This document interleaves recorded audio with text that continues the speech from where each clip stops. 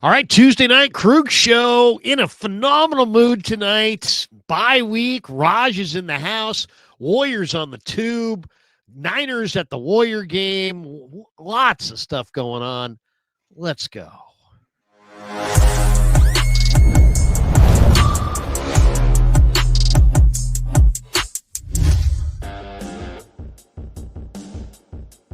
Off and running Tuesday night, Raj is in the house. Raj, we have no Niner anything. I mean, you could be in a prison right now. You could be in a minimum security prison. Raj is at Club Fed right now. He's not in his normal studio. You could be behind walls right now in a minimum security prison because there's no Niner gear. You have no Niner stuff. You've got no background. I mean, seriously, I mean, you really could be anywhere right now. You could be in a motel somewhere. You could be, I mean, on the moon. I mean, pretty much anywhere. Your backdrop is as plain gets. There's no Pennett's. There's no Kittle. There's no Trent. There's no Greenlaw. Do you see what I'm saying? Mm-hmm. It's just me. Quarters. I got the quarters. I had to put the quarter zip. Yeah, very professional. That's a very. I want a macho with the quarters. That's like the trending stuff. But real quick before we start, it's my fault we're late. I was yapping up to Larry. I had to like talking this and that, so it's my fault we're late. Usually it's Larry's fault, but it's my fault today. But we're excited. Niners got the bye week. I love it. Oh, it's awesome. And people in the chat already, saying this and saying that. 49er throwback. Hit the like and subscribe button. Faithful. We got the shout out for Pig and a Pickle. Yes, Pig and a Pickle, the title sponsor of the Krueger show. Check them out there in Corte Madera. They're in Emeryville, and they got a third location opening in Petaluma coming up shortly. We'll also be there next Sunday for the Krueger show meet and greet. Stop by, say hello, have some barbecue, maybe win a Krueger show merch, or maybe win the autographed Ricky Pearsall helmet. That will be pretty cool. So we got that coming up next Sunday during the bye week in Corte Madera. So stop by, say hello, and have some brisket and maybe do some Christmas shopping. It's a terrific mall out there. You'll really like it. Somebody says, Krug, put down the barbecue and start the show. What if I was just munching barbecue when I'm not on the air 24/7, I'm mainlining barbecue. I mean, it's just an endless barbecue fest here. All right, but let's get right into it. And there's a couple of sound bites I want to get into right away. We got a bunch of things we want to talk about, from Brandon Ayuk to everything else, how the Niners look at the bye week, how realistic is the Super Bowl. All of these topics are going to be broached, but let's share the screen and show you a little soundbite, and we'll react to it. It's a pretty good one here. Well, first of all, I think I thought I retweeted this a second ago. Let me see if I can share this. This is my deal. Now, I just retweeted the Niners at the game, but I don't see it here for some reason. All right, we'll go with this one. This is Emmanuel Acho talking about Kyle Shanahan. And this is kind of interesting. Coach Yak put this out, but here it is. Here is Emmanuel Acho, and you've got Shady McCoy. And I'm not sure who the other guys are, to be honest. I forget who these other two guys are. But here it is, and here's Acho talking about Shanahan. Listen to this. Weeks. You lose your defensive player of the year in Nick Bosa. From the top. There we go. Kyle Shanahan is the epitome of a head coach. Kyle Shanahan, he's the epitome of a head coach. Yeah. What Kyle Shanahan has done with the backup quarterback when Mac Jones had to start for Shady 5 or 6 weeks. You lose your defensive player of the year in Nick Bosa. You lose another defensive player of the year candidate in Fred Warner, and you still find a way to be 9-4 after 13 weeks in football. Absolutely astounding. That's a head coach. Offense didn't flutter. Offense didn't sputter. Who's going to be the play caller? No. Kyle Shanahan is a head coach. If you want to figure out what a head coach looks like, look no further than Kyle Shanahan. How is this team 9-4 in the toughest division in football, at least in the toughest division in the NFC? This Niners team, the train should have gone off the tracks. No Purdy, no Fred, no Bosa. No Bosa. Train should have gone off the tracks. Hell, going into the season, Greenlaw, gone. Hufanga, gone. Charvarius Ward, gone. Warner, gone. Bosa, gone. 40 to 50% of the defense gone. And they're 9-4. Kittle, 3-4 games of the season gone. Jennings missed games. Ayuk hasn't played a snap. Wow. Has not played a snap. A 9-4. And they're 9-4. Kyle Shanahan, if you are looking for what does a head coach look like in the NFL, it is Kyle Shanahan. Yeah. And also, wow. When I think about guys like Sean McVay, shout out to everything he's done. Sean McVay has only ever coached number 1 overall picks, not first round picks. Yeah. He has only ever coached number 1 overall picks. As good as Andy Reid is, and Andy Reid's the greatest offensive mind ever. Donovan McNabb, I believe, number 2 overall pick in the draft. Mike Vick, number 1 overall pick in the draft. Patrick Mahomes, number 10 overall pick in the draft. Kyle Shanahan, he coaching Brock Purdy and Jimmy Garoppolo. Yeah. Like, if you really think about it, you could make a strong argument that Kyle Shanahan is a top 3 coach in football, and he's not 3. If you don't box score watch. If you just really think about what he's done with who he's done it with and what this Niner team is doing, these Niners are different, bro. What do you think? What do you think? Shanahan coach of the year? Vrabel's got the best record. He's a rookie coach with the Pats. Ben Johnson's won, 9 out of 10 or something like that with the Bears.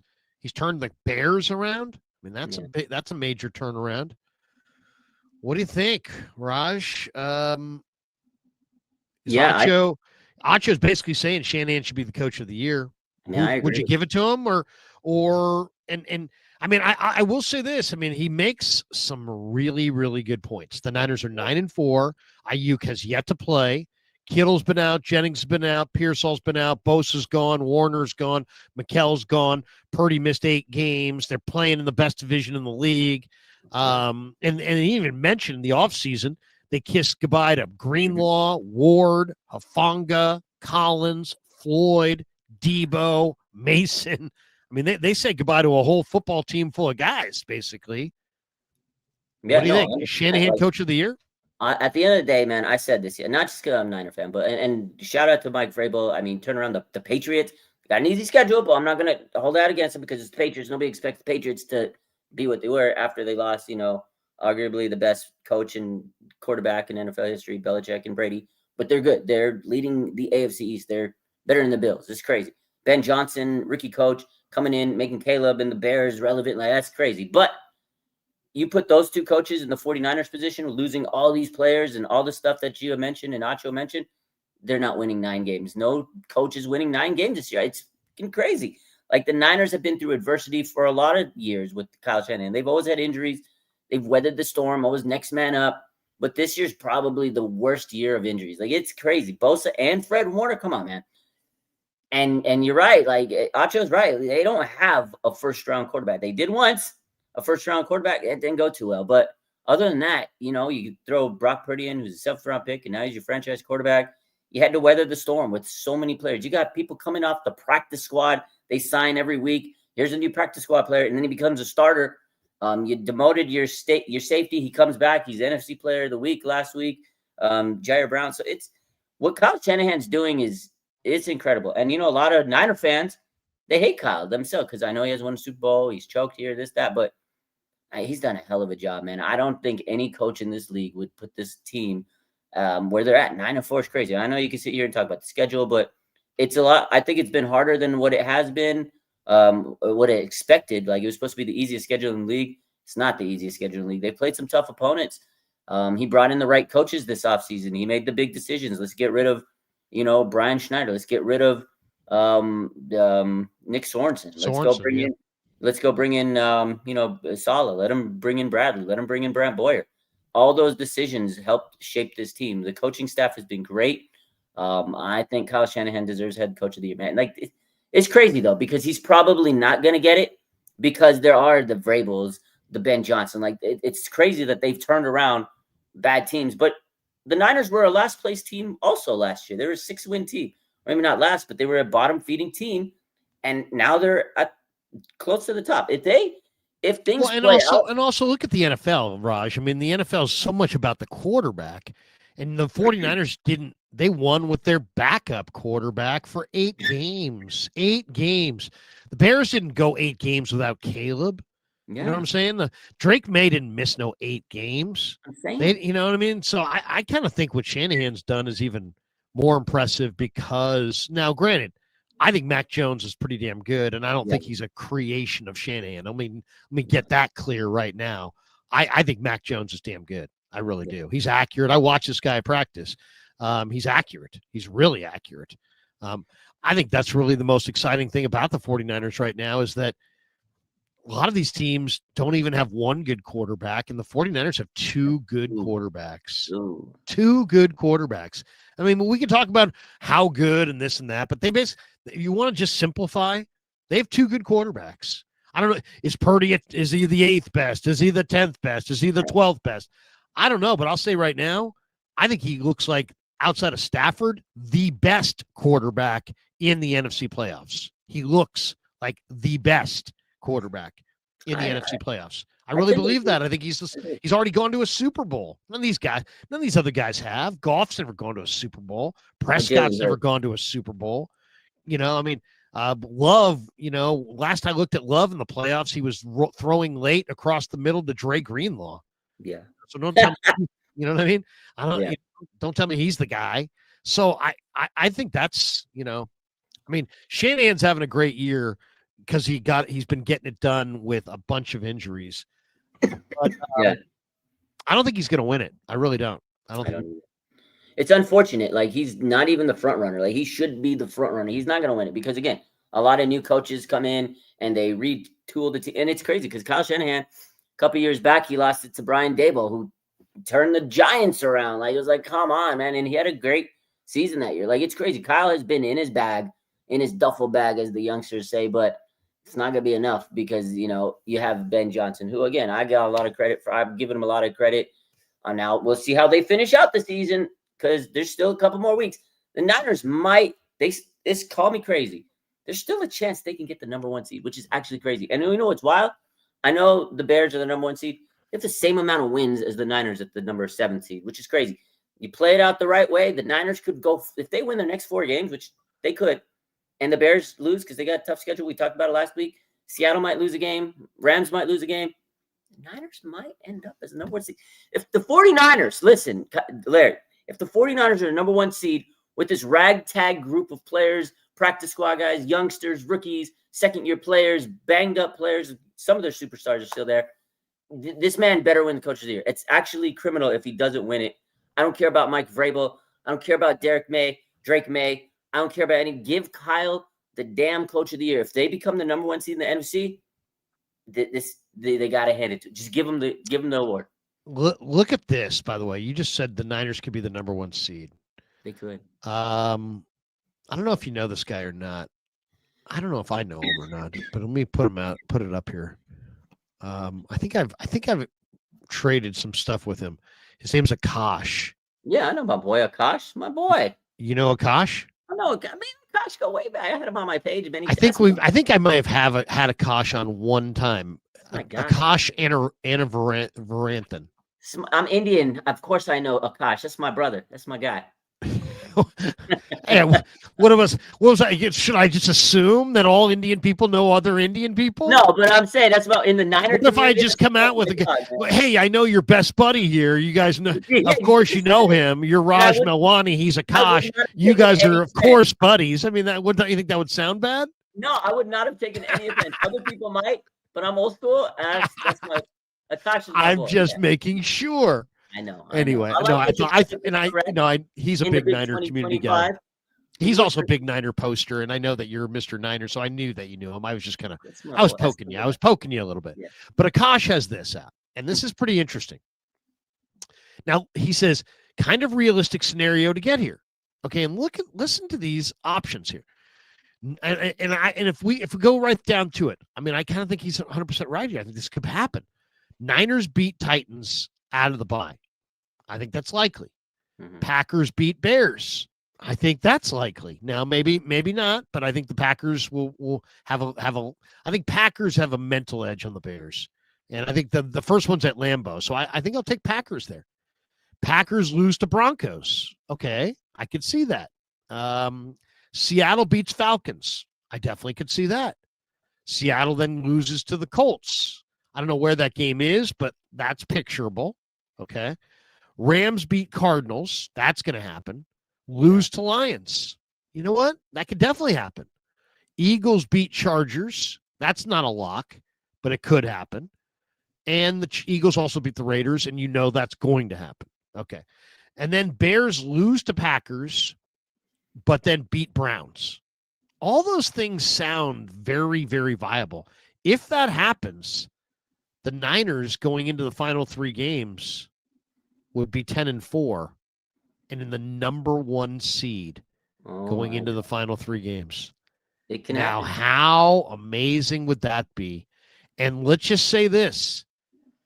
Niners Colts, Niners Bears, Niners Seahawks, the last 2 at home, the Colts on the road. Guess what? Yes, it's a tough stretch.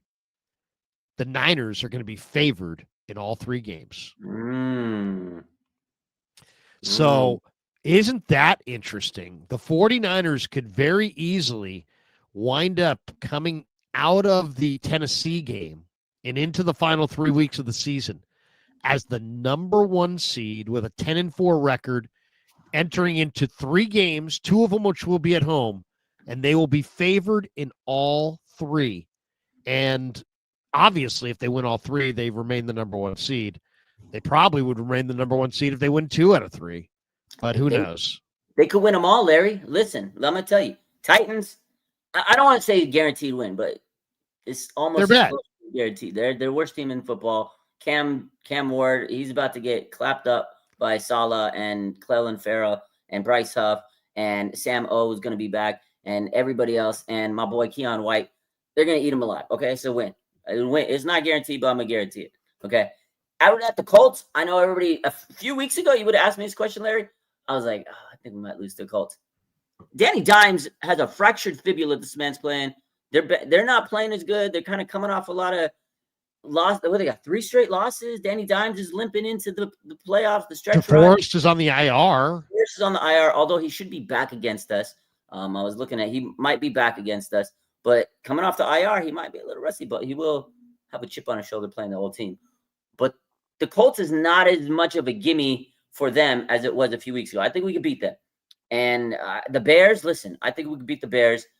That right there is a big game. But just like Bryce Young the other week, biggest game of Caleb Williams' career. It's going to be Sunday Night Football. This is a big game. National media, the 49ers, Levi Stadium, bright lights.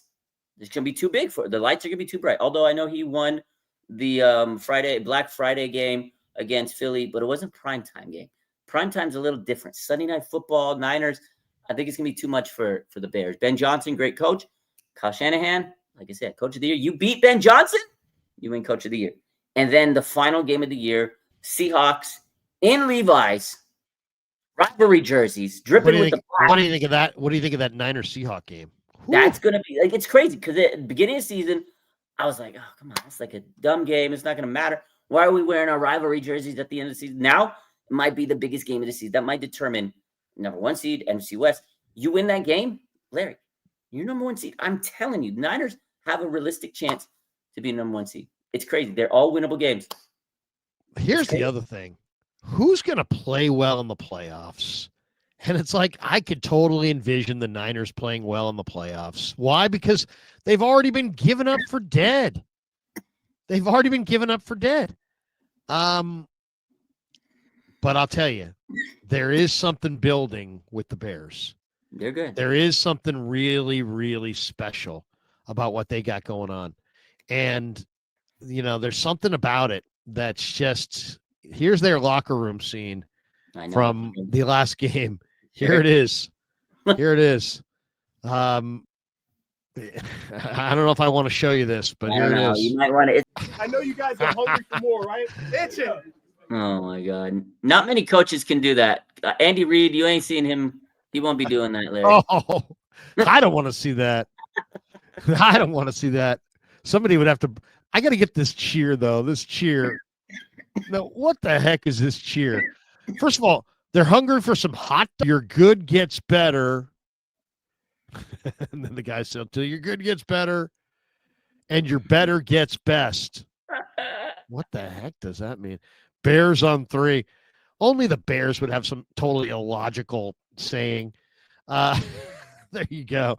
They're good though, and they're running the ball, and they're so young, and they're before their time, so they're being fueled by the newness of it all. Yeah. So they're not getting worn down. A lot of teams are getting worn down as the season goes on. You can kind of see the Bears. They got more of a little hop in their step still because there's a lot of young guys and they're pretty excited. The city's excited. It's just a different deal for them this year. You know what I mean? So nice. I hope the Niners. First of all, I hope the Niners take them apart at Levi's. Just send a message. I think they will. Again, it's going to be this is the biggest game I think for Caleb Williams coming up in a few weeks because that could determine whether they're number 1 seed or whatnot. But it's going to be a big game for him. Let me see. The Bears have a really tough schedule. Let me tell you. That's why they do. I was saying before that Philly game going into the Friday last week, I'm like, I don't know if the Bears are going to win again.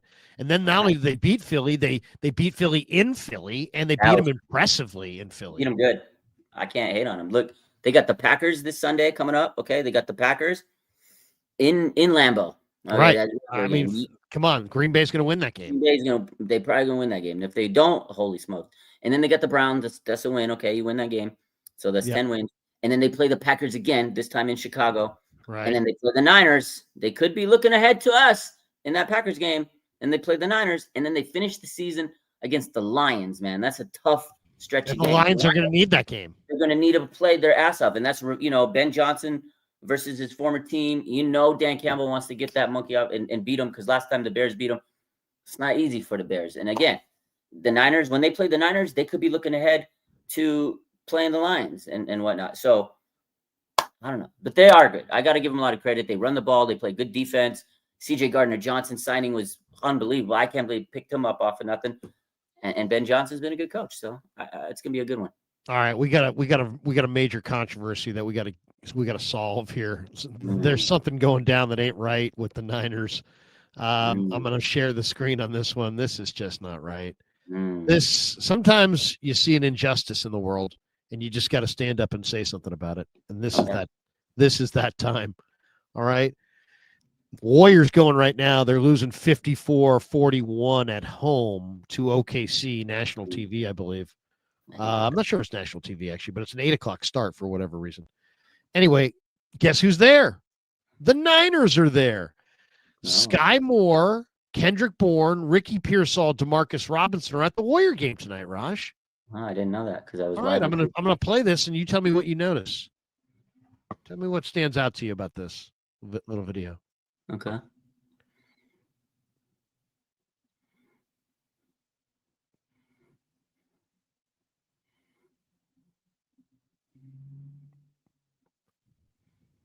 There you go.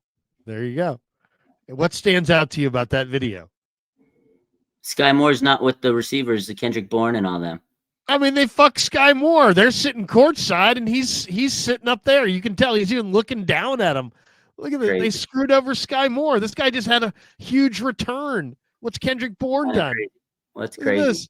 Look, he's looking down at him. He's like, hey, man, look at those guys down there. They're down there courtside. I'm up here with this guy with a 1988 sweatshirt. That's crazy, actually. Pearsall, Bourne, and D-Rob. Look at the bling on D-Rob, by the way. D-Rob gets courtside, and Sky Moore is sitting next to a guy with a camera phone. That's kind of crazy. Guy. Look at that. It's like my boy. They're like, hey, let's go to the Warrior game. And then at the end, I gotta ask Sky Moore about that. That ain't right. Ricky Pearsall doesn't even have a touchdown. He's sitting courtside. Bourne hasn't made a catch in a month. Has Bourne had a catch since Halloween? And D-Rob, I mean, come on, man. D-Rob hasn't done anything. He hasn't done absolutely nothing. Sky Moore is sitting in the nosebleeds, and these guys are courtside. That's actually crazy. That ain't right. That is not. I don't know. Yeah, why is he? They did him dirty. Like honestly, that's kind of crazy. They did him dirty. They absolutely did him dirty. Yeah, they did. Oh man, They're lucky it's the bye week. Otherwise, I'll be asking that question. Hey, we're in the locker room here with Sky Moore. Sky, what the heck? Look, you're up in the upper deck, and those guys are courtside. What's the deal? You're the guy who's rolling right now. Oh my If God. Sky Moore had made one more yard, that was a 98-yard house call. He got to the one. If he had scored, he'd be sitting courtside. He should be there with them anyways. I know, but if he had scored, do you think they would have put him there? No. They better. They better. 98-yard. He needed a 99-yarder to sit courtside. D-Rob would have been up there. That's crazy, dude. And you know why Sky Moore's sitting there? Because he's a good dude. He's a good player. They probably said, hey, we only got 3 courtside guys, but we got one right above here, about 10 rows back. This guy's probably like, I'll sit up there. I bet you he volunteered. Probably. I bet you Sky Moore volunteered. That ain't right. And that's you got 3 guys here, 3 receivers here that together don't have 4 touchdowns, and yet the awesome return guys in the upper deck. He's been the reason they've been winning, man. Like I said, like you said. That ain't right. Like field position matters, and he's put him in good position. That ain't right. That ain't right at all. All right. Well, we won't belabor that. Crazy work. It's a cold, cruel world out there for the returners. So, hey, kids, I think you just learned a lesson there. When someone says, do you want to play wide receiver or do you want to be a kick returner? You tell them, I want to be a wide receiver. Wide receivers sit courtside. Kick returners sit in the upper deck. It's terrible. It's terrible. But anyway, there you go. All right. One more I want to show you here. Mm-hmm. And this is our friend Steve Young. And Steve Young went on with Dan Patrick. And it was really good stuff. And we'll share the screen here. Here's Steve Young talking about, are the Niners, what kind of chances do the Niners have here? And Steve is like the voice of the team in some ways. Here he is with Patrick. How good are your Niners? I mean, how well are they coached? I mean, they lose all their stars on defense, especially. They have people out most of the season on offense. And, all of a sudden, Mac Jones is a guy that everybody wants in the league, just like Sam Darnold was. Look at, it's like, let's just tip our cap to the coaching, number one. And let's tip our cap to the culture of the place, locker room, leadership. Obviously, they've got guys in the room that hold things together. And so how good are they? Good enough to threaten and people really, you talk about a tough out, and they're going to be in the playoffs. I think you can almost count on that. And so who wants to play the 49ers? I don't know. Nobody. So, that's for where they are with the personnel and what's happened. It's pretty remarkable. I think we got to tip our cap to really everyone in the organization right now to be 9-4. How good are your Niners? Yeah, I mean, Steve said it well there. They got a shot, man. They got a shot.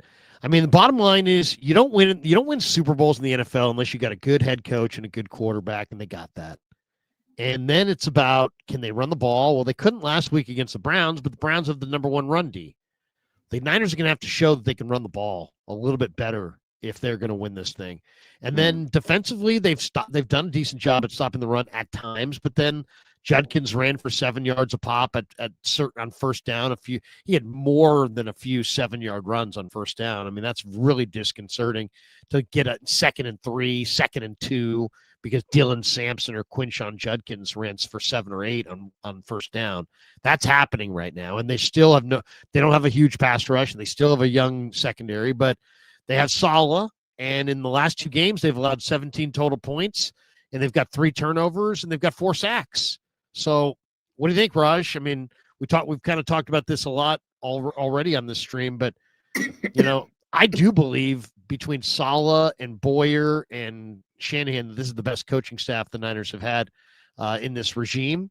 But I also think they got, I thought it was a puncher's chance, but the more this goes, the more I feel like the 49ers might have more than a puncher's chance, especially if Purdy can continue to take care of the football and move around like he did last week in Cleveland. He moved well. He took care of the ball. That's like 80% of the job. If he just does that, they have a shot to win. Absolutely. I agree with what Steve says. And I know, I've been saying these the last couple of weeks and stuff. I honestly feel the Niners are kind of peaking at the right time now. They're getting hot. They're winning games. I don't care who they're playing. You got to start peaking. You still are building confidence. They had a young team, right? A lot of young players on defense. Now they're starting to build momentum. They get this bye week being in week 14 is actually so clutch. At first I was like, man, week 14 bye week. It's so good because they get time to recover, rest up, heal up. They're going to get a lot of reinforcements after the bye, right? Tatum Bethune will be back and Sam O. It's going to be nice. And not only that, they got 4 weeks to just boom, right after the bye. They're going to be fresh. A lot of these teams' legs are going to be falling out of them. The Niners, they get to recover, and their legs aren't going to be falling off like some of these other these other teams. And I think if the Niners make it to play, right, whether they're the number 1 seed or not, they're a dangerous team in the playoffs because they have great coaches. They have timely, players like Christian McCaffrey. Man, this guy's unbelievable. You have Christian McCaffrey, you have a chance to beat anybody. And the team is starting to gel. Like, you have players like Alfred Collins is starting to play exceptionally well on the interior of the D-line. John Lynch talked him up. George Kittle's been talking him up. This kid's been really nice on that line. Again, Clelin Ferrell coming in 4 games, 4 sacks. The guy's a monster now. He's never had more than 4.5 sacks in his career. He's going to pass that. Keon White, he looks like the second-round pick that he was in the Patriots. And you know what? I feel like the 49ers. He was a second-round pick. He was a second-round pick, man. And, he was probably they used him on the edge out in New England, and he was that wasn't his game. John Lynch was talking about it today on KMBR, and he said, look, man, we envision him as like an interior rusher, like Charles Menahu type guy, and he's fit that role really well.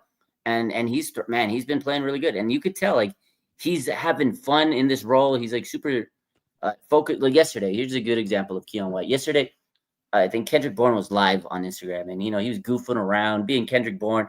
He was live. They were doing their photo shoot, like the team photo shoot, where they have them in their uniforms. They'll post these pictures in a couple of weeks, and he was goofing around, him and Mac Jones. Keon White's like, yo, turn that light off. He was like focused. They were just taking pictures, and he was like, he grabbed his phone, turned it off for him. He's like, you didn't turn it off, and he grabbed it again, and the live ended. Like, Keon White is about business, Larry. He's focused. He knows this is the second chance, man. He's intense. Second chance in the league because he screwed up. He wasn't performing. He wasn't making, box score numbers. Now he knows, shit, I want to get paid. I gotta produce. And he's producing for the 49ers. It's just a golden opportunity for him to produce and make a name for himself. They got him for another year next year. If he plays really good these 2 years for the 49ers, he's gonna make a lot of money, whether it's with the team or another team. He's still very young. He's a second-round pick. Good player. But what I'm saying is 49ers have a very hungry – you said that the Bears, they're young, they're hungry. They still got that energy. This bye week is going to give this Niner team that energy they need to make that stretch run. And if they make the number 1 seed, Larry, playing the Niners in Levi Stadium with a chance to play the Super Bowl in Levi Stadium, are you kidding me? Who wants to play the Niners? But even still, if they're not the number 1 seed, they're still a tough out because they're going to fight. They've been through so much adversity. No other team in the league has faced with it. So they're going to walk into the playoffs with a chip on their shoulder. They got nothing to lose because nobody expects them to win games. They're going to play with so much clarity. It's going to be amazing. And you know what?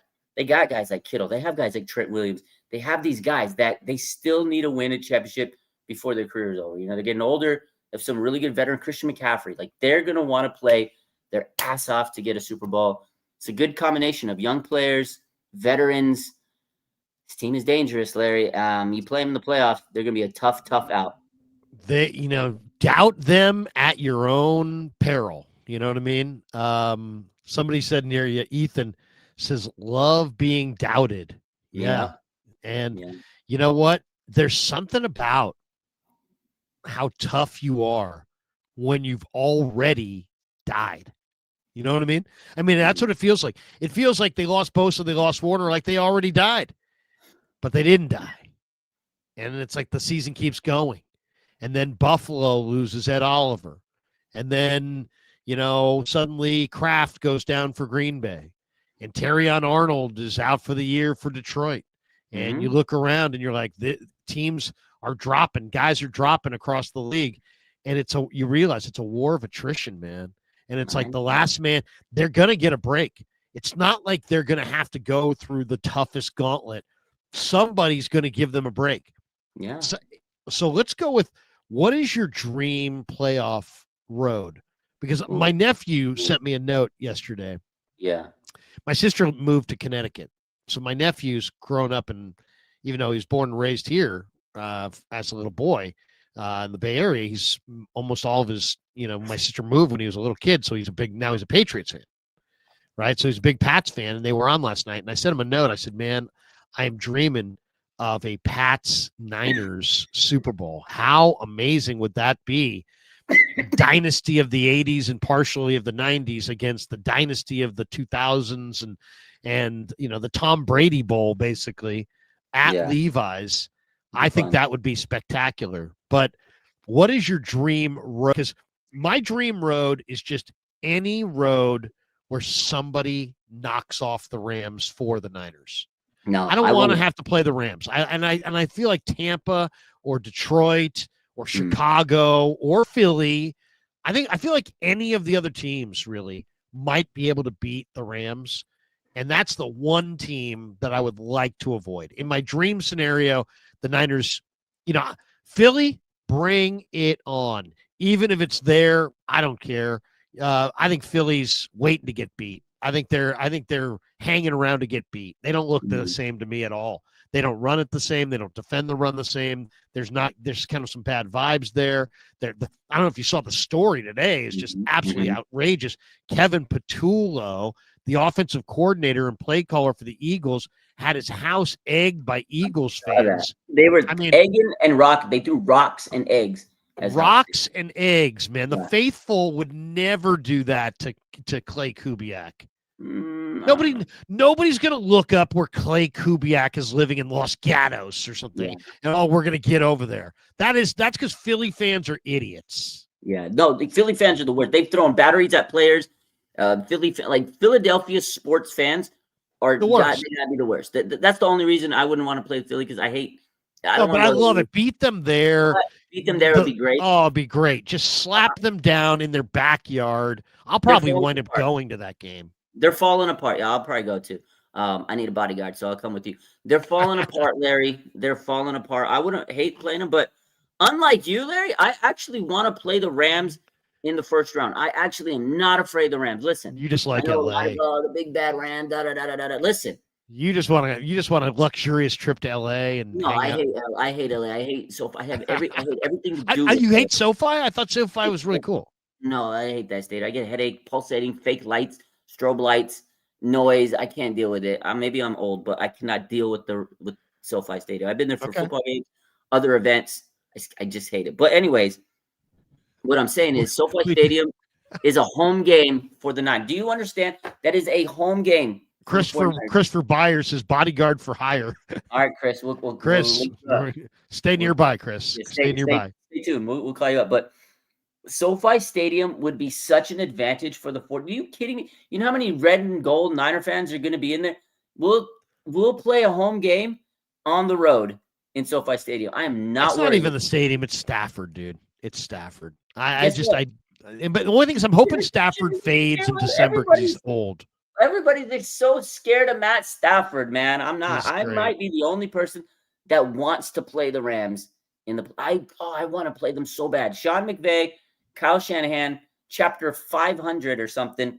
They just, at the end of the day, it's going to come down to who's going to scheme against the other better. It's going to come down to, is Kyle going to outcoach Sean McVay or vice versa? It doesn't matter who we have. We could play with you at quarterback, Larry. Is Kyle Shanahan calling the plays? You got a chance to win. But you've seen me wing it, and I do have a great arm. You got a good arm. And huge hands, dude. I mean, I can palm a basketball with these mitts. I mean, I know that hand. I mean, think about that. That hand, just look at the screen. I know. My hand is bigger than my entire head. Your hand is larger than my life. Seriously. I mean, that is just the world's biggest hand right there. I mean, that's like a Jose Vargas LSU basketball player who could deflate a basketball. That's a monster mitt right there. I do have like 9 1/4 inch hands. So you're a beast, Larry. That's a long. I mean, I lifted today. Those are real calluses. Look close. You got to look close. My God. All right. I did put up 2 plates today. I'm feeling pretty good about that. At 55, anytime you can put up 2 plates at 55, it's like, you know what? Life's good. Life's good. But my doctor's like, hey, don't lift heavy. I'm like, hey, you know what? Don't tell me what to do. How about that? But he doesn't want me lifting heavy. I should probably listen to my doctor. Anyway, that's a side point. I want to go to Philly in round 1. Okay. I wouldn't mind like I wouldn't mind like who else? Where's another place they could go? I wouldn't mind Green Bay. I wouldn't mind like the cold gate, go from Philly and then Green Bay, and then I would love to love. I want the NFC. The greatest game in Niners history was the Niners over the Bears 28-3 in the 88 NFC Championship game. I want the Bears in Chicago in the NFC title game on a freezing cold day. And I want this Keena Turner to go out there. Keena Turner, I can remember, he was like, oh, they thought the finesse 49ers were going to come into Chicago and they weren't going to play. It was the finesse 49ers against the big bad Bears. And the Niners beat them, and the Niners would beat them again. So I would love to be there. Chicago, give me Philly, Green Bay, Chicago on the road to the bowl, and the Super Bowl at home. Oh, in the beautiful Northern California warmth after that freezing cold gauntlet. I would love to see it, man. Oh, I would love to see that. I want Bears and Niners NFC title game in Chicago on the lakefront. Wind howling, horrible weather. Bring it on. That's good. I mean, yeah, Chicago would be a fun one to see. I don't think they make it that far. I mean, hey, if they do, that'd be a great old awesome. school, be a good matchup. But I'm looking at the 40th. Somebody says here, this is the 40th anniversary. Wow. This is here it is. Wait a second. The chat is moving so fast here. This is the 40th anniversary of those 85 Bears. Wouldn't that be awesome? On the 40th anniversary of the 85 Bears, the Niners beat the bad Bears as the road team at Soldier in a freezing cold game in January. Oh my God. Although I'm just a little worried, cold weather, although Brock played good in the cold this weekend against Cleveland, he silenced the doubters about the cold, but I don't know if I want to take too many cold weather games. I hear you. But it would be those are great cities too. I'd love to be in Chicago. I got family in Chicago. I'd probably go out there a few days early and really, hang out with some family and just talk a lot of shit. Yeah. No, but I mean, looking at the playoff pick, the NFC's wide open. Like, again, there's no one team that I'm like, oh man, we can't play. I don't know, man. I guess the Rams are wide open. It's wide open. And again, I know everybody's scared of the Rams, but if the 49ers play the Rams, I'm not scared because we can beat them because it's going to be a home game. It's going to come down to, like I said, coach versus coach.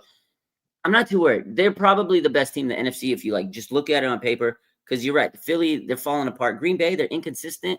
Jordan Love, I don't think he's going to be good in playoffs. Baker Mayfield and the Buccaneers, I like them, but they're falling apart right now. They're injured, banged up, and Carolina's nipping on their heels. They might steal that division, which is crazy to think. And then Seattle, I don't know. Well, I wouldn't mind going to Seattle as well. I think Seattle would. I think if the Niners make playoffs, well, they probably will. They're going to play. Okay, let's say they play the Rams. They beat the Rams.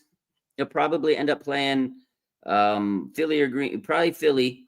They can beat Philly, and then I think they'll probably play Seattle. And then you got to beat Seattle to make it to the NFC Championship or to the Super Bowl, and that would be phenomenal. You beat the Rams, the Eagles, and the Seahawks, all three of your biggest rivals in the NFC right now in the playoffs. You run it to the Super Bowl, and you beat all those teams.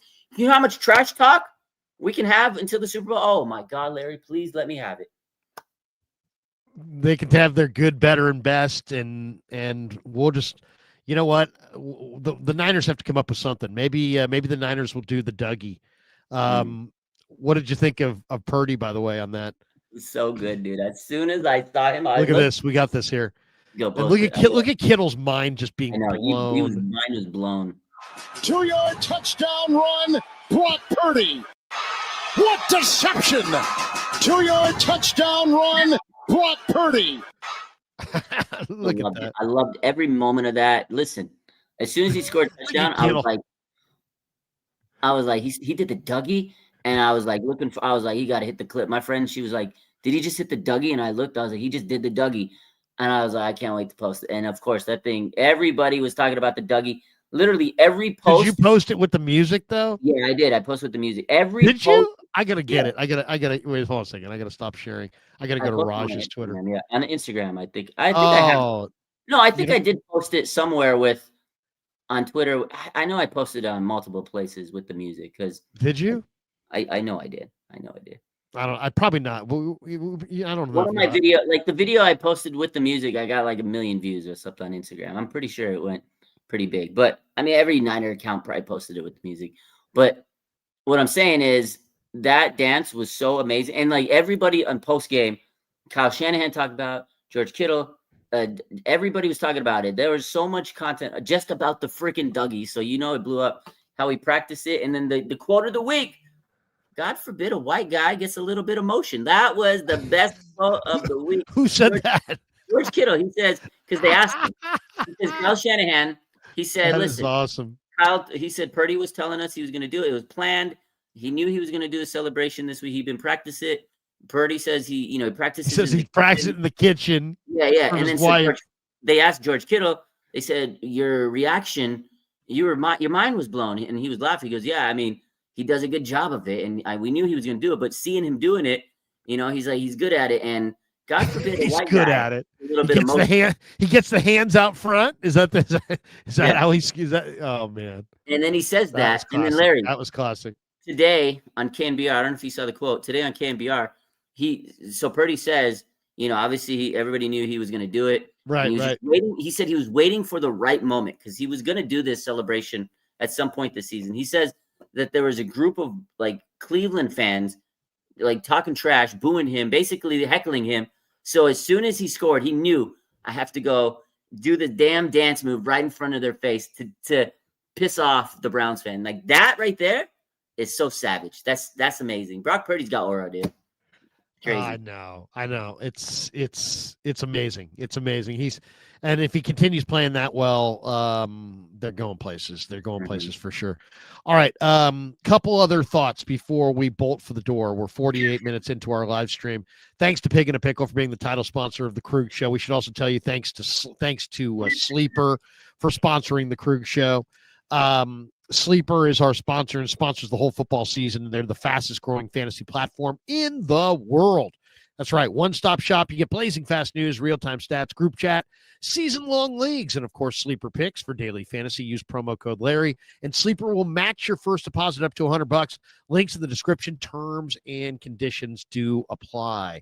Thanks to Sleeper for being a proud sponsor of the Krueger Show. And also, we should tell you, we're doing our meet and greet next Sunday, December 7th at Pig and a Pickle. Stop by, say hello. Win the Ricky Pearsall autographed helmet, which was given to us by our friends at Sharp Corners, Sports Cards and Collectibles. They're at 205 Cypress Avenue in Pacific Grove, California, along the Monterey Peninsula. The great Anthony Catania is at 831-521-5264, and he's offering free shipping on all sports collectibles to Krueger Show fans now through the end of the year. So you order a Josh Allen autographed helmet and he sends it to you in Buffalo. Anthony's paying your shipping for that helmet through the holidays. If you know me, you got to tell him that you know me. All right, let's get to a couple last ones here. What is the 49ers' weakest link? There is that saying that you're only as strong as your weakest link. For years, you'd say, it's special teams. No longer. The 49ers are number two in the NFL in special teams DVOA. They have a very, very good special teams unit across the board, despite the fact their return man is sitting in nosebleed seats. They outside of their return man getting screwed, everything else has gone wrong or right for the Niners special teams unit. So it's not the special teams unit. It's not the weakest link. I asked Brock before the Philly game a couple years ago. Remember that? Not the one that they lost where his elbow got ripped out, but the payback game when he went back there and beat them. And I said to him in the presser that week, I said, hey, I was talking to my buddies in Philly, and the talk shows out there on IP are saying that you're the weakest link. Do you feel like you're the weakest link? And I just knew that was the kind of question that was just going to make Brock Purdy. He's already icy. You know what I mean? Icy competitor. But that was like, and somebody sent me a note saying, Krug, I know what you're doing. I know what you're doing. You're trying to doubt him. I was trying to doubt him a little bit. And he played huge. So he is obviously not the 49ers' weakest link, but who is? Or what is? If you don't want to name anybody in particular, go ahead. We'll name players. So that's a good question because I feel like it's changed a little bbit. A couple of weeks ago, I probably would have said the defensive line, the edge rushers. But again, Keon White and Clelin Ferrell, I feel like they've really started, and they're going to get better with, the more time they play, especially Keon White. I feel like Sam O coming back will be a nice shot of adrenaline for them. He's been pretty good. Yeah. They're not getting to quarterbacks, and that does worry me. But I feel like it's going to get better, and Robert Saleh is figuring out a way. So I don't think it's the pass rush anymore. It's still a concern because it's not elite, but it's better than I, would have said a couple of weeks ago. They're getting better. I would have said wide receivers a few weeks ago also because they're kind of not getting a separation. But I'll tell you what, man. Jawan Jennings, since he came back healthy in the month of November, he was really good. I think I posted his stats like 24 receptions, 4 touchdowns. He had like 200-something yards. Pisses a lot of players off. He's the Draymond Green of the 49ers. So the receiving team, I know they don't have like a lot of great players putting up stats, but Jawan Jennings has elevated his game. You got George Kittle. You have to consider him, part of the receiving team, and Christian McCaffrey. So it's not really the wide receiver department or their receiving threats. It's the O-line still. I'm still worried about this O-line. Trent is amazing. Like, shout out to Trent Williams, man. This guy went and battled Myles Garrett. He made Myles Garrett work for that sack. That was a hell of a battle. I don't know if you saw Baldy's breakdown of it. Unbelievable. 2 generational trench players. This is a great matchup. Trent Williams is still elite at his age of 37 years old. Ben Barch, I think 38. I think he just turned 38. Yeah, that's crazy, man. He's still playing at such a high level. Much respect to him. Ben Barch out for the season. I told you it was going to happen. I pat myself on the back. I hate to predict it, but he's a wash. So now you got. I love Ben Barch too. He's a good dude. I don't think he's a great player because he's never hurt. We don't know. He's a good guy.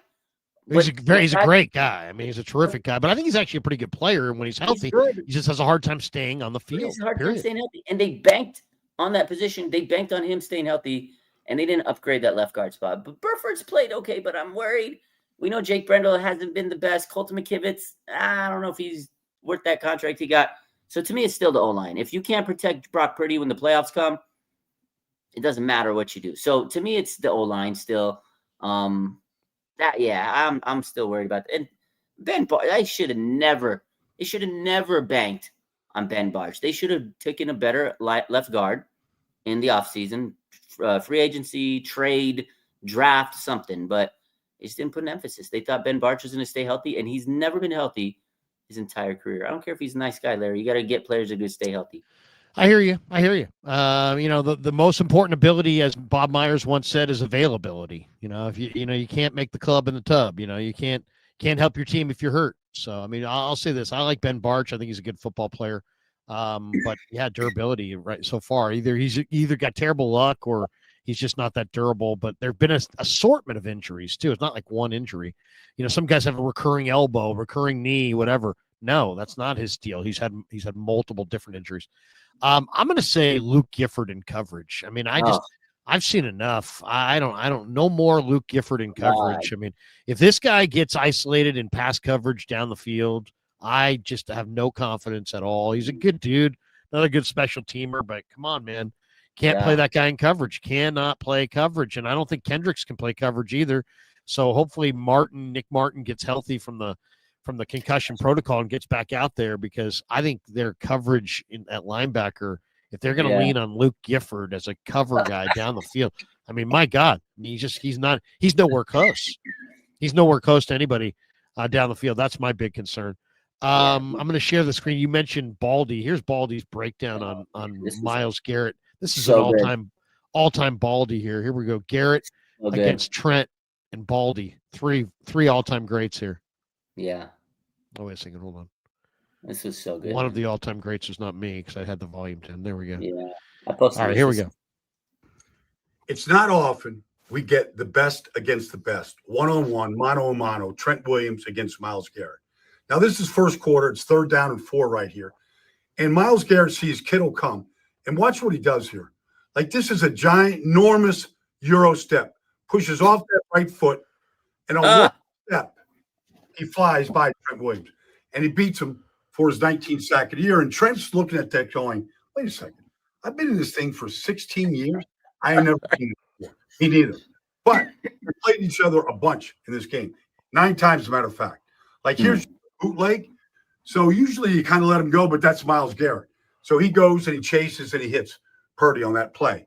But Trent had his share of wins. Like, this is 9 times, no help, nobody attached. And here he is. He's just running with him, just running him around the arc right here, staying between himself and the quarterback. Excellent right there. Purdy can get rid of the ball. All right, now you watch this right here. This is a screen away. So you actually want to kind of invite the rush a little bit, just slow him down so you can screen away. All right, that's the technique on that. All right, here you go. 15 seconds to go in the half. Big play for the 49ers. Big shot down the field to Kittle. Here it is. Trent gives up a little bit of ground. Now he drops the anchor. All right, does a good job right here. And Purdy gets rid of that ball down the field. They get themselves in field goal range. All right, here we go. Now, most guys you can steer with just a one-hand post, but this is Myles Garrett, and he's a locomotive. So even if you try to steer him, he's probably going to get close. All right, but the ball's still completed. All right, here we go. Play action. Play action right here. You're going to need time. So here's Trent at his very best. Like, he just stays attached. He's running with them. He's staying attached. Now he gets him to change direction. He's in great shape. And Purdy can move right here. No problem. Okay, throw the ball away. 3rd and 11 in the 4th quarter. All right, here we go. Crowd noise, bad weather, little crossover dribble. Excellent job right there. Excellent job getting off them, pushing off them. That's a win right there. I'm not saying who's winning, who's losing. This is just 2 great players. Like, you watch this right here. This is just Myles. Little fake right there, and watch Trent recover. Watch the athletic ability. Not many guys can do that right there. Now, that's crazy. Sometimes your quarterback's got to bail you out just a little bit. That was a fun matchup, man. It's not often. Not often you get the gold standard one-on-one for 9 plays, no help, just one-on-one in a phone booth. You know, it's funny if you say some of the greatest one-on-one matchups you've ever seen in the NFL. I always think of, you know, there's been a bunch, right? I mean, there's a lot of great ones, not just involving the 49ers. I always think of the Washington Hogs against the New York Giants when they had LT and Leonard Marshall. But I also think of two that really come to mind with the Niners. One was Jerry and Dion. You know, Jerry, when Dion was with the Falcons. And a lot of times Jerry, you know, a lot of times Dion wouldn't necessarily take Jerry. Jerry burned Charles Dimry for like 6 touchdowns in one game. But Jerry against Dion, one of my favorites. And then my favorite one-on-one matchup, and it wasn't a one-on-one matchup, it just felt like it, was back in the day, the beginning of the 49er dynasty, Ronnie Lott, Eric Dickerson. Oh, man. It was unbelievable. I mean, Dickerson right, Ronnie would destroy him, help him up. He'd go back to the huddle. Dickerson left, Ronnie would destroy him, help him up. Back, I mean, all day. It was amazing. Somebody said Andre Rison against Dion, Charles Haley against the Giants. Andre Rison Dion was a fun matchup, but Jerry Dion, when they matched up, those good times. But that Myles Garrett, Trent Williams, man, that was Dion, Michael Irvin in the NFC Championship game. That was some great stuff. I mean, the 49ers and Cowboys had some amazing battle royales. Absolutely. All right, a couple last ones, and then we're out. Who is, in your mind, the most underrated 49er? All right, this is a good question. I think there's a few of them there, but we got to talk about special teams. Listen, Larry, special teams has been such a revelation. Like you said, they went from last to second. And if you actually count from week 2, when they got rid of Moody, week 2 moving forward, they're the number 1 special teams on was it EOA or whatever, EVA or EPA EPA per play. They're the number 1 since week 2, which is crazy. But since the season, number 2 overall. They were last place last year. So it's been some changes. Obviously, Sky Moore, I don't think he's necessarily underrated. We talked about him. But there's a guy named Saran Neal. Listen, Saran Neal came in. Last year, they had one of the better special teamers in, what's his name? Odom. George Odom. George Odom. He was like a special teamer. He was a Pro Bowl special teamer. You know, we lost him and a lot of people or whatever. But Saran Neal's been good, man. He actually, a couple weeks ago, I don't know if you read the story. I think Eric Branch posted it. There was a meeting, like week 4, somewhere around there was a meeting. And Saran Neal led that meeting. He was like, listen, guys, we need to get better at special teams. We need to make an emphasis on, you know, getting the ball downfield. We got to make wrap up tackles. I feel like he's been a really good addition to the team that nobody talked about Saran Neal. So I feel like he's definitely an underrated guy. He's a big part of the special teams, and the special teams has been super elevated this year. So I guess him, and I guess I'll say on offense or special teams, I'm going to stay with it. I guess Sky Moore, although I don't necessarily think he's underrated, but I don't know if a lot of people are giving him the credit he deserves. This man has been a really good return man. Like, he's going to break one of these days. But yeah, special teams has been great, man. Okay, so mine, I've got 2 that come to mind. One is, I don't know if you've checked the odds for the MVP of the league, but they've got Drake May, they've got Stafford. Drake May's minus 125, Stafford's plus 125. Then you have then you got Prescott 16-1. You got Jordan Love 16-1. You got Josh Allen 30-1. You got Caleb Williams 50-1. So everybody else, let's see after that. Bo Nix checks in next, 10,000-1. Jonathan Taylor 10,000-1. Justin Herbert 10,000-1. Sam Darnold 10,000-1. Jalen Hurts 10,000-1. Jackson Smith and the Jigba 10,000-1. Patrick Mahomes, Daniel Jones, Jared Goff, Baker Mayfield, Lamar Jackson, Jahmyr Gibbs. Where's Christian McCaffrey? He is on his way to being the second player in the history of the NFL to have 1,000,000 for a second time. He's the only player. Nobody's ever done it twice. Roger did it once. Falk did it once. Christian did it once. If he does it again, he's doing something nobody has ever done before. He's got way, way, way more receptions than the next running back. Christian McCaffrey's having an amazing year. He's not even in the top 20. I know, it's crazy. The Niners are 9-4. He's been the driving force. Kittle's been out. Ayuk's been out. Pearsall does nothing. Debo's gone. JJ was out. This guy is single-handedly lifting up this franchise by himself as a receiver and a running back, and he's not in the top 20 for the MVP, and he's on pace for the second 1,000,000 ever. The only guy to ever do it twice.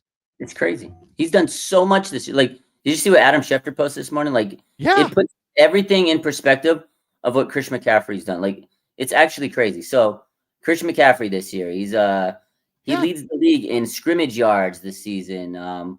He's the third player in NFL history with at least 800 rush yards and 800 receiving yards in his first 13 games of the season since Roger Craig and Marshall Faulk. Third season in McCaffrey's career with 800 rush yards and 800 yards receiving. Obviously, Marshall Faulk did it. He's on pace for, all the stuff he said, 1,000, 85 receptions this season, are fourth in the NFL for a running back. Like, it's just crazy what he's doing, and nobody's giving him respect. But unfortunately, Larry, he's never going to be in consideration for MVP because it's a quarterback award. Unfortunately, he should be up there. Well, why is Jonathan Taylor so high on the list then? Because, I don't know, there's bias. There's biases on it. And, because the Colts, they weren't expected to be good. So, oh, my God, everybody at the beginning of the season, the Colts, there was a lot of hype on the Colts. But now, again, they're kind of falling off a cliff. They've come back to life. But Christian McCaffrey has been consistent every single week carrying the beat-up, banged-up Niners. But They don't give him respect. He should win Offensive Player of the Year, should be in consideration for MVP, but he's probably realistically going to win Comeback Player of the Year. If he doesn't win the damn Comeback Player of the Year award this year, Larry, I'm storming down to NFL offices. Isn't Dak potentially up for that, though? He is, yeah. And I think he may get it. He may get it. Man. Oh, my God. Okay, so Christian McCaffrey would be my – I know that sounds crazy, but I would say Christian McCaffrey is the most underrated Niner. Because look at what he is and look at how little he's discussed. I watch all these shows, Get Up, this and that, all these just stupid shows on ESPN. They're talking about anybody but him. I know. Nobody's talking about him at all. I feel like he's not discussed at all. No, nothing. They never bring him up. It's crazy. And you look at all the accolades he's doing. It's unbelievable. I feel like because they don't average a lot of yards per carry, he's not breaking up big runs. He's not getting like the highlight play, the 20-yard run, the 30-yard run. Like Jonathan Taylor's busted some big runs. So it's kind of nice when you put him on the highlight reel and you're like, oh my God, Christian McCaffrey's just doing the dink and dunk, but he's doing it every play. He's carrying this team. And I don't know why, but the media is just, they're not following Christian McCaffrey. They should be talking about him more because this guy last year was written off. He was done. His career's over. Bilateral Achilles tendon, like the bilateral Achilles and the PCL. People said he was done. If you ask any fantasy football, content creator or anybody that's giving you advice, don't pick Christian McCaffrey. Don't even look at Christian McCaffrey. Don't even think about him. And now, look what he's doing, man. It's unbelievable. Christian McCaffrey, put some respect on his name. All right, so that would be my answer. Be Christian McCaffrey. Would be the most underrated 49er. But I'll give you a close second. It's Yatir Gross-Matos. He's having a tremendous year. He's having a tremendous year as an interior rusher. Stop it. No, I'm serious. This guy is really a difference maker inside this year. He's finally come of age, and when he has played really, really well. And they're getting him back. And watch what he does. I think their pass rush is going to improve significantly when Yatir Gross-Matos. He's going to go back. He's going to come back one game and get hurt again. He's played 3 games, Larry? He's coming back. I'm telling you, he's going to go back out. He's playing at a high level. He's playing at. I'll say this: he is playing at a very high level. Wait and watch for him to come back and watch what he does. You've got to be rage. You've got to be rage baiting me right now. No. I like him. No way. Ben Bartch and YGM are one and the same. You got to be. No, Yatir Gross-Matos look at his grades. He's graded out really highly. Really highly. So he would be my underrated guy. He's very underrated. Very underrated. He's a strong pass rusher right now. I'll give you another guy who's an underrated player is Jason Pinnock. Jason Pinnock is an underrated football player. And I'll give you one more that is really underrated. And we love him. He's a great guy. But since he's an interior guy, doesn't sack the quarterback, nobody talks about him. But Lynch this morning was talking up Alfred Collins. And the Niners love Alfred Collins. Yeah. Love him. They love how he's improving. They love his attitude. I will say this, man. He went up to Nick Bosa and was like, I want to copy your approach, your diet, your training methods. I mean, he's serious about being good. And, that's the one thing that none of us, like when we're watching guys in the draft, we don't meet them and we don't know how hard they work or how dedicated they are or how important football is to them. Those are things that we can't measure those things. They do get a chance to meet all these guys. They do get a chance to talk to some of these guys. And that's the major advantage. And obviously they got it right with Collins because they love Collins and he's a gigantic man who seems to be getting better every week. All right. Real quick, Larry. Yeah, go ahead. I guess when you told me the question, I thought it was like super under the radar player. That's why. Well, there aren't that many. I mean, for you and I, we cover the team on such a level that there really aren't anybody who's. We've pretty much talked extensively about underrated. Everything. I mean, but I said when I heard your argument, I was like, yeah, I 100% agree. He's just underrated by the rating system. By the media, yeah. But to sit here and tell me YGM and Jason Pinnock are, come on, man, you don't believe a word you're saying with those. No, I think they're underrated. I think most people don't think those guys are good at all. And they're not. I think Pinnock is really dependable, smart player, and I think Yatir Gross. We'll just say this. Watch when Yetur Gross-Matos comes back and tell me if you think the 49ers pass rush is appreciably better. And if it is, then come back, tell me you're wrong. If it's not, then I'll come back and tell you I'm wrong. Okay. When he comes back and then he pulls his hamstring, I want you to say well, he's somewhat fragile. Right? He's somewhat fragile. Somewhat. All right, couple last ones here. Oh my God. Most valuable Niner in his first year with the team. Man, that's such a good question because you could sit here and make an argument. There's a lot of guys. It's down to two though for me. It's down to two. I'm gonna say it comes down to two players, and that's gonna be Eddie Pinheiro because man, the special teams was it was in for a rough awakening if they would have kept Jake Moody. But shout out to Matt Gay, he held it down for him. But Eddie Pinheiro, man, this guy was great call. So good for us. Or the other one, who I'm gonna say is the answer. It is very close. It's razor thin. Mac Jones. It's got to be Mac Jones because I don't think the Niners would have been able to be where they're at when Brock Purdy went down. Mac Jones held it down for us. He helped us win games, beat the freaking Rams, man. That was crazy. It's Mac Jones by a hair. It's close. Those two, Eddie Pinheiro and Mac Jones, have been absolutely amazing. First-time Niners. They've both been key contributors to winning.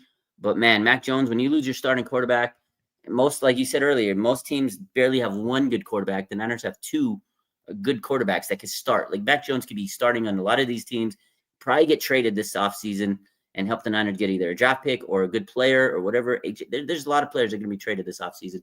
And Mac Jones is going to be a key catalyst in allowing that to happen most likely. But I don't want to lose him because he's been a very good backup quarterback. You need a good backup quarterback, especially if you're the 49ers. And to me, the answer is Mac Jones. Eddie Pinheiro and Mac Jones. That's who you got. I'm going to go, since you picked two, I'll go with two as well, and I'm going to go with two different guys. Okay. I'm going to go Bryce Huff and Upton Stout. I think Bryce Huff is just outstanding. Okay. He gives them a real threat, man. Every game he's in there, he's a threat off the edge. And because of his speed, you got to block the thing a certain way, and he's obviously better with Bosa, but even without Bosa, look at the Niners in the game when they didn't have Huff or Bosa. Oh, my God. There was a game or two in there. It was rough. It was really rough. Yeah. But with Huff in there, they got a fighting shot. I think Huff has been damn good. So I'll take Huff. And then I love Upton Stout, man. I don't care what the numbers say. I don't care what this guy can play for me any day. He's violent. He's smart. He's intense. He's dominant physically. He's small, but he is tough. Yeah. I love Upton Stout. What a phenomenal young player he is. He's such a smart player. He's such a violent player. And to me, that's what I want. That's what I want in my defense. I want 11 smart and violent football players, and that's what he is. So he's awesome. I love him. So I would go with Huff and Stout. You're going with Eddie Pinheiro and Mac Jones. I don't think there's a wrong answer, to be completely honest. No, those are good answers. 49er defensive coordinator next year. Who's it going to be? This is sad to say, but I don't think it's going to be Robert Saleh. I want him. I need the Niners to just walk into his office one day and give him a blank check and say, listen, whatever these teams offer you this offseason, you can double it, triple it. Well, I don't care how much money you put on that check, Robert. We need you, but it's not going to be him. I think it's going to be Gus Bradley. I think that's their backup plan. I think the moment Robert Saleh leaves, which is going to be a very sad day in Ninerland, I think they've already insulated that, and I think they've already made, Gus Bradley the heir apparent. I think he's going to be, because, there's Robert's right-hand man. It's Gus Bradley. I feel like it's going to be the DC. I hope I'm wrong, and I hope it's Robert still, because this man has changed there's no way, like we talked about earlier, Kyle Shanahan, the Niners wouldn't be, where they're at this record without Kyle Shanahan. You put in another coach, Vrabel, Dan Johnson, with this team, with everything they've been through. And I said they wouldn't be 9-4. The same thing without Robert Saleh. There's no way they're 9-4 without Robert Saleh. That was probably the biggest addition the entire offseason. Not player, but just overall biggest acquisition this offseason was getting him, because he makes Nick Sorensen look like a 5-year-old coaching a team. This man, Robert Saleh, is a real coach, unbelievable, and he's changed the fortunes, man. He's amazing. Brian Baldy said today on 957 The Game that he believes he should win Assistant Coach of the Year. There's nobody better than him this year as assistant coach, DC, OC, whatever. I hope he stays, but I think it's going to be Gus Bradley. Yeah, no, I think you're right. I'm going to go Gus Bradley as well. I think that Tennessee is going to hire Robert Saleh, and then he's going to take Mike LaFleur, the OC of the Rams, with him. And I think Saleh and LaFleur are going to go to Tennessee. Wow. And I think Bradley's going to stay behind, and he's going to be the DC. And I think Shanahan's going to be really happy with Bradley for the next few years as the defensive coordinator. That would be my guess there.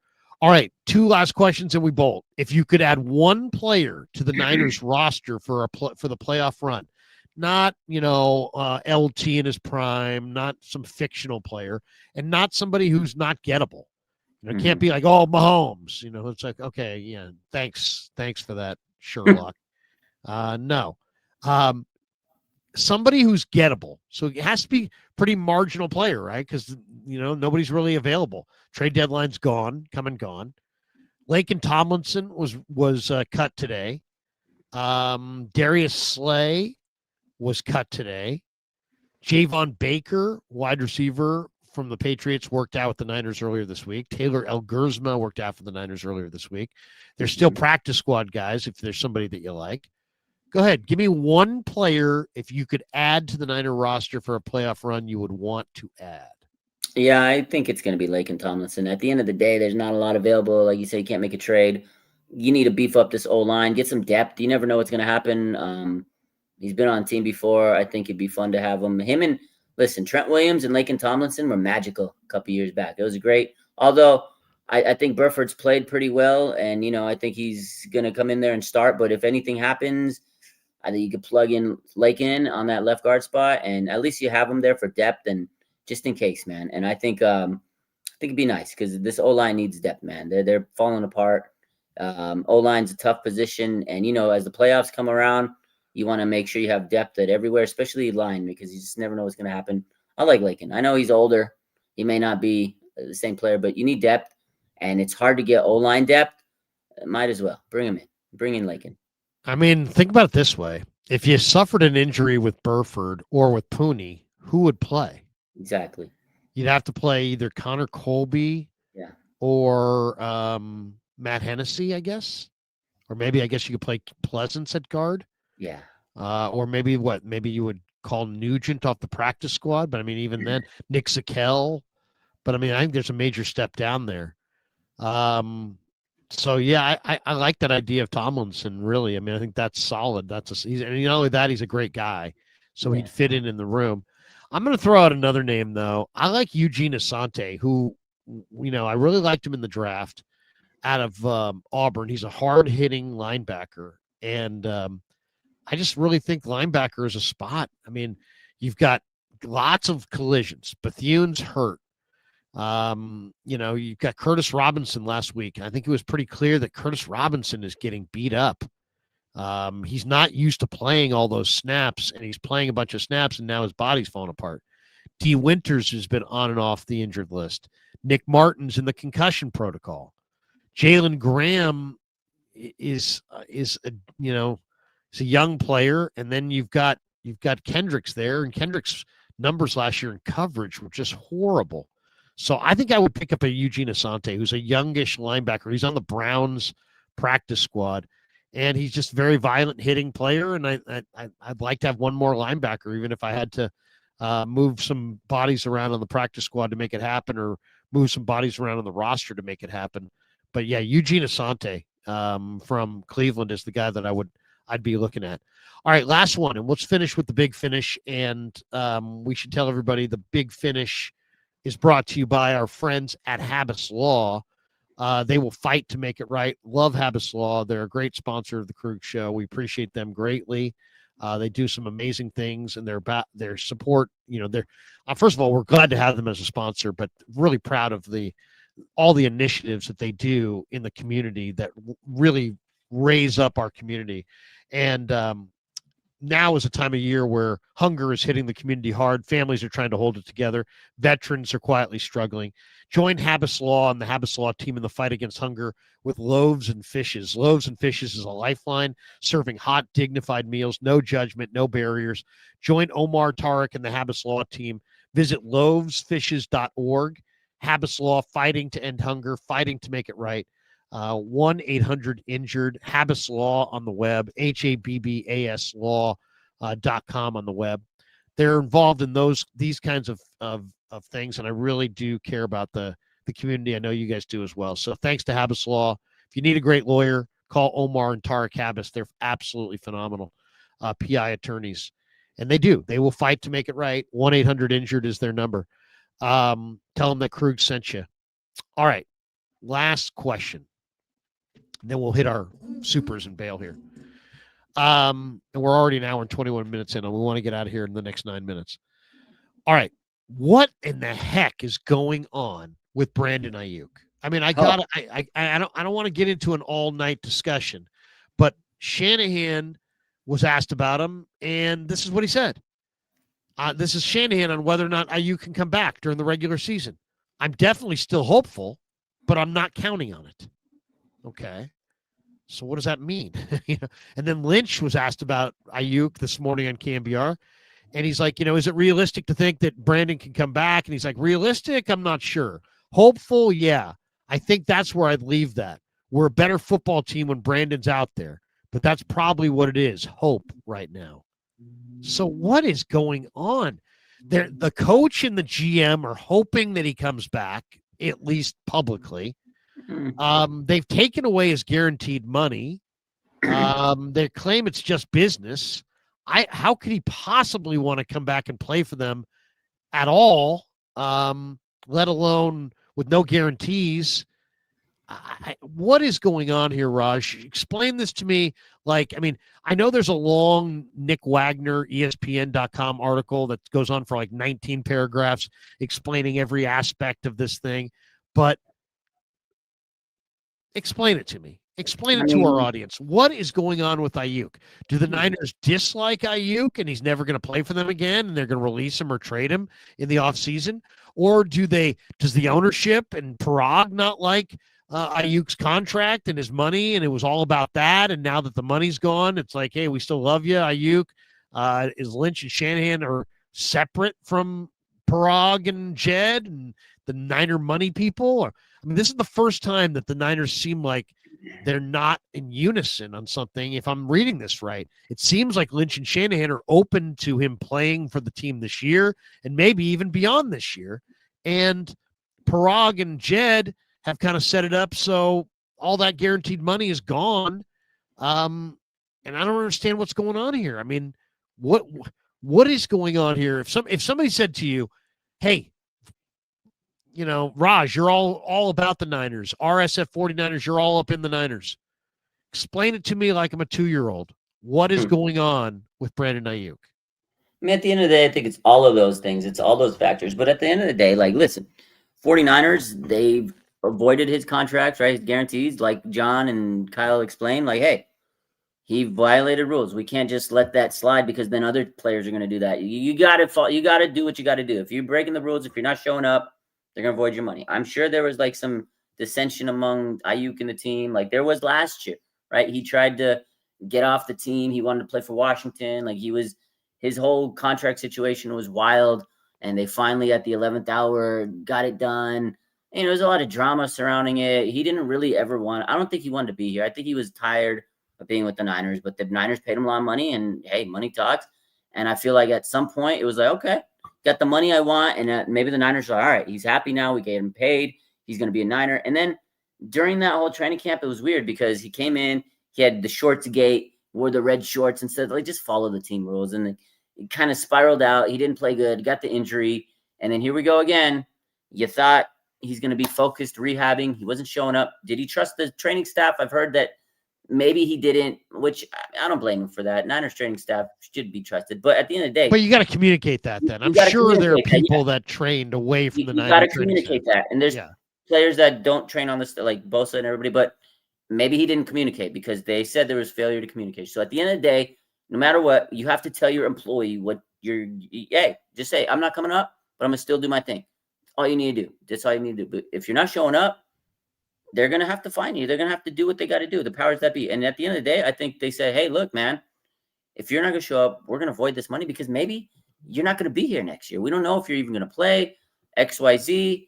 You got a bad attitude. Although he was coming. Remember Kyle said that he was helping the receivers, helping the Hankerson. So I don't know. There's some weird stuff there. There's got to be something else that transpired. Maybe there's some dissension amongst the ranks, like I said. But at the end of the day, man, this whole situation's wild. And I don't blame him for wanting him to play. You're going to a playoff run. If you can get a player of his caliber back into the roster, it's going to help. And also, if you are going to trade him, if you don't go the route where you cut him, post June 1st, if you're going to trade him, Larry, you owe it to yourself to at least see if he's got something. Because if he plays good, it brings his value up. Now, if he does bad, you cut him and you just see if some team is going to pick him up. For him, he's going to say, well, now I just got to prove myself. But at the end of the day, if you bring him onto this roster, he could help. Maybe, I don't know. You get some. Are they talking him up though because they're trying to trade him? I think that's part of it. Yeah. So whatever they're doing now is to help boost his trade value because they're saying, "Hey, water under the bridge. It's whatever. It's old." You want to say that because if teams call you and say, "Hey, yeah, his attitude's good now," you're not going to tell him, "No, he's a piece of shit now." Whatever. You got to play it nice. You got to play the business. And if he does play and he looks okay. Like, look, Dre Greenlaw played like a game or two last year. The injuries, they knew they were probably getting rid of him, right? But they had to get him play, and he looked fantastic, right? So it was good for Dre Greenlaw last year. It helped him get signed to a team. I don't think if he would have came back, if he didn't come back and played that great game against the Rams last year, he probably wouldn't have made as much money on another team, is what I'm saying. So I think for Brandon Ayuk, it's good. He needs to come back. For himself, if he wants to make more money, he needs to come back and play at a high level. But I just think he's been immature. He's tackled this wrong. And Niners are probably tired of him, but they can't say that. You can't just throw a player under the bus.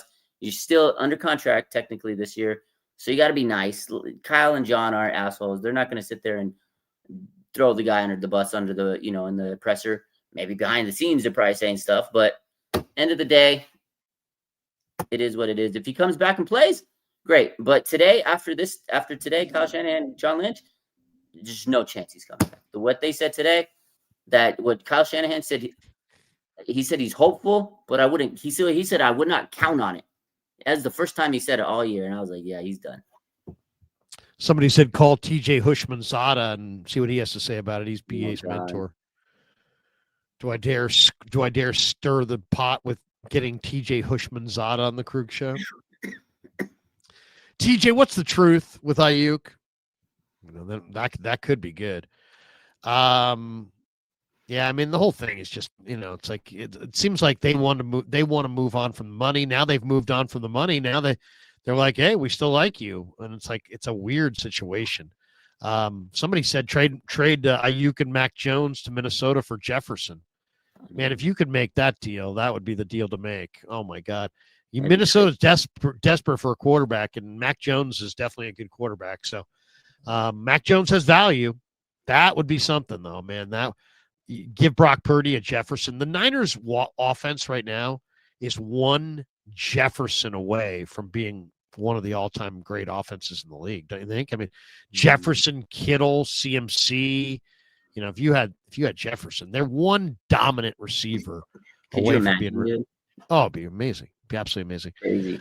All right, let's hit our supers and we'll bolt. Here we go. We got 12 and we're going to roll through them quickly. We've got this one. Titus Moeller's in the house. What's up, Titus? He says, I've got a helpless feeling when it comes to Jordan Watkins. It feels like he may never become a presence on the team, and I have no idea why. Roster politics. I'll say this. I will stake my name to it. Jordan Watkins is absolutely going to be a good NFL player and a good 49er. Absolutely guarantee it. Guarantee it. Well, does it happen in the next week? Does it happen in a month? Does it happen next year? I don't know. Not sure when it's going to happen. But I know what I know. And I've watched this guy do it in the SEC. He's got great speed. He's got great hands. I saw him this summer. Raj, you saw him as well. He looked great this summer. He had a fantastic training camp. He is going to be a good 49er. I'm absolutely convinced that. Jordan James, no idea. Jordan Watkins, I feel absolutely confident he's going to be a very good 49er. I don't think it's roster politics. I just think he's young, he's raw. They got other guys. Receiver is the weirdest position. In college, it's like they show a gigantic card that's like yellow, and then you're like, oh, okay, I know what to do. In the pros, it's the layers of complexity compared to that are off the charts. It's night and day difference. MSQ says, teach me how to Dougie. You get your hands out front. You know, you got to have a little rhythm. Niner forever. Niners magical Super Bowl run incoming. Ooh, wouldn't that be something? It's coming, Larry. Oh, dude, if that happens, I mean, I'm going to have a monster month. Yeah, we all are. Oh, it's going to be amazing. We are going to party. We are going to go. Well, we're going to turn Super Bowl week into the biggest freaking unbelievable event. I mean, it's just going to be amazing. Absolutely amazing. I can't wait for it. Niner Forever says sign Tomlinson and Darius Slay. Okay.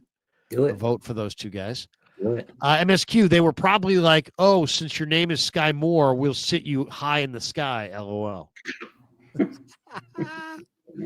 Claw Daddy Arcades is a great follow on Instagram at Claw_Daddy_Arcades.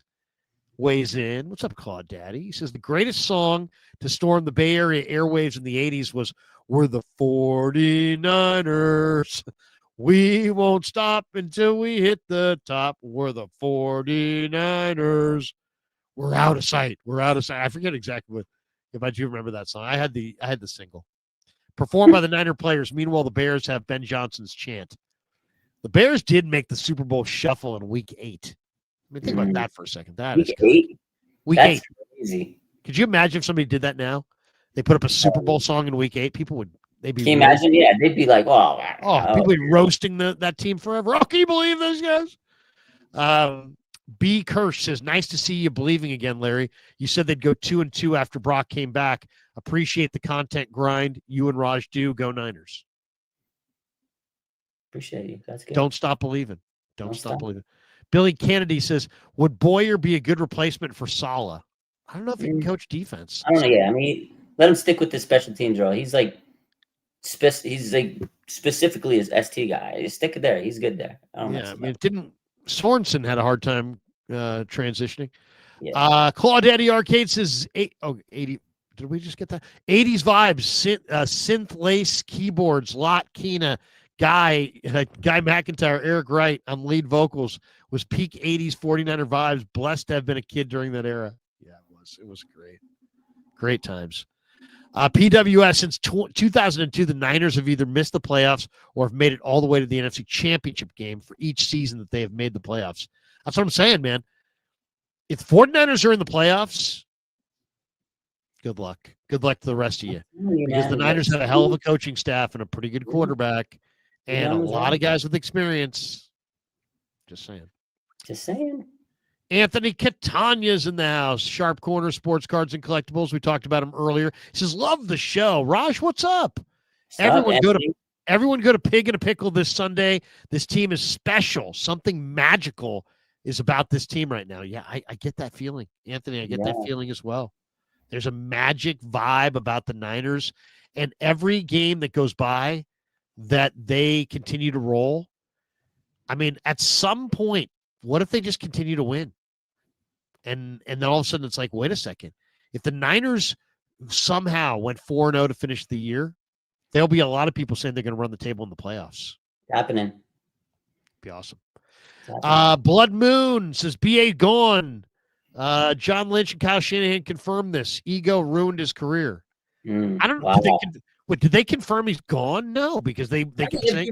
That's what I was saying. If you read between the tea leaves, I mean, like I said, today, at the end of the day, man, like they haven't flat out, they kept saying hopeful, he's good. Today it was like, there's no, let me pull up the exact quotes were, let me see. Because I thought the same thing too, Blood Moon. I thought it was like, after today, I was like, oh, he's done, bro. Like, he's gone. I saw the quote. It's, we're not here to cause no trouble. We're just here to do the Super Bowl shuffle. No. That was That was the Super Bowl Shuffle lyrics, but it was not today's quote. But go ahead. But he says, I'm definitely still hopeful, but I'm not counting on it. Like when you got your head coach saying you're not counting on it, that's huge. And then he also said, like, what did John Lynch say? He said, wait a second. We have a report coming across right now through the chat. I think this sounds official. Uke Dunn in Frisco. I think that could be Peter King who's putting that out. I don't know. I'm just joking. It's one S May. But oh yeah, that's what it was. That's what it was. John Lynch was asked this morning on KMBR, is it realistic to think that Brandon Ayuk will come back this season? He said, realistic? No. Hopeful? Yeah. So basically, they both said, hey, it's not happening. They told us it's not happening without telling us it's not happening. When your GM and your head coach say it's not realistic, don't count on it. Larry, it's not happening. It's not happening. It's not happening. He gone.